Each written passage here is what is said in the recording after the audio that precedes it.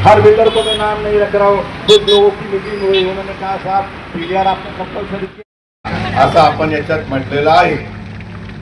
महोदय, वरील विषय आपणास कळविण्यात येते की प्रस्तुत अर्जदाराची मालमत्ता विकास योजना रस्त्याच्या बाधित असून रस्ता रुंदीकरणासाठी मालमत्ता हवी असल्यास ती प्रक्रियेची कायदेशीर प्रक्रियेचे अवलंबन करून अधिग्रहित करणे व मोबदला देणे भारतीय संविधान कलम 300 अन्वये अनिवार्य आहे। जर तुम्हाला रस्ता करायचा असेल माझी या पार्श्वभूमीवर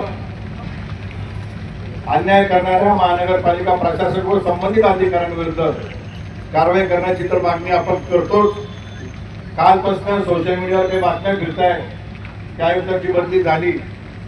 मी माननीय मुख्यमंत्री महोदयांना विनंती करतो, जोपर्यंत आम्हाला मोबदला भेटत नाही, या माणसाने आमची घरं पाडली, जोपर्यंत आमचे घर उभे राहत नाही तोपर्यंत कृपया याची बदली करू नका।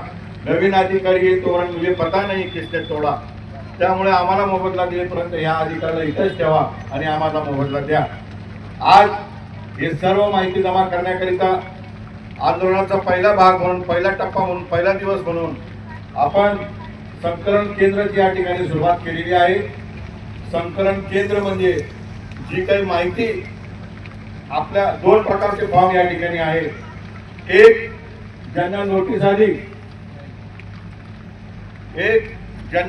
आली, त्यांनी काय माहिती भरायची, दोन ज्यांच्या घरावर मार्किंग झाली त्यांनी काय माहिती भरायची, आणि ज्यांचे घर पाडले कुठल्याही नोटीस विना त्यांनी काय माहिती भरायची, अशा प्रकारचे फॉर्म आपण या ठिकाणी तयार केले। मी आपल्याला फॉर्मची माहिती देतो।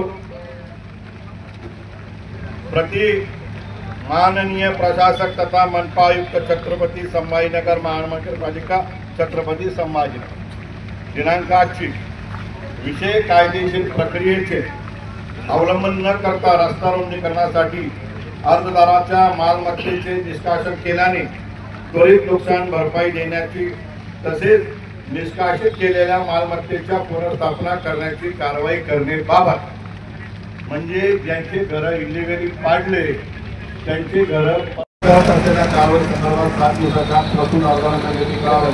मोबदला तसेच नुकसान भरपाईचे मालमत्तेचा तपशील, अर्जदाराचे नाव, मालमत्तेचे विवरण, बांधकाम प्रकार, बांधकाम क्षेत्र, मनपाकडून लेखी नोटीस अथवा लेखी सूचना आली होती का हो किंवा नाही, निष्कासन होणाऱ्या बांधकामांचे एकूण नुकसान, किती रुपयाचं नुकसान, बांधकाम तर बांधकाम होईल, जागेचं काय होईल ते सांगा।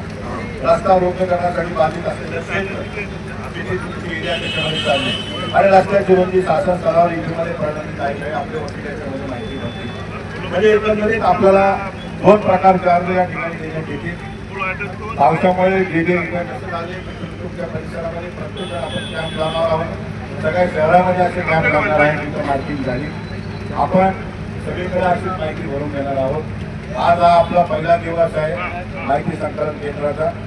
ही सर्व माहिती आपण जमा करा। ही माहिती जमा केल्यानंतर आपण एक कॉपी महानगरपालिकेकडे देऊ, एक कॉपी आपण माननीय राज्य सरकारला देऊ, मुख्यमंत्री महोदयांना देऊ, आणि 7 दिवस झाल्यानंतर तुम्ही ज्या दिवशी फॉर्म भराल त्या दिवशीच्या 7 दिवसानंतर ही सगळी माहिती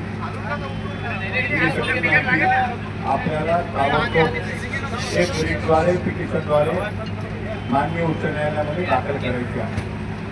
त्यानंतर आमचा मोबदला निश्चित करावा। मोबदला निश्चित केल्यानंतर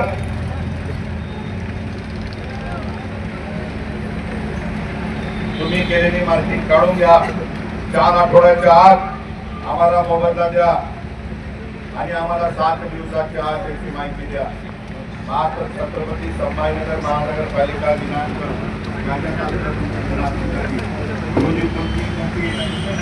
अथवा पूर्व सूचना देता व काही प्रक्रियेचा अवलंबन न करता प्रस्तुत अर्जदारांनी खाली नमूद केलेल्या मालमत्तेवर लादलेली आहे। मात्र सदर कारवाई करण्यापूर्वी आपल्या कार्यालयात कोणतेही पंचनामा केलेला नाही अथवा कायदेशीर मौजूदीचा भूसंपादनाची प्रक्रिया पार पाडलेली नाही, तरी आपला प्रस्तुत निवेदनाद्वारे रस्ता रुंदी करण्यासाठी अर्जदाराची मालमत्ता हवी असल्यास म्हणजे माझी जागा हवी असल्यास त्वरित भूसंपादनाची कारवाई करून 4 आठवड्यांच्या आत मोबदला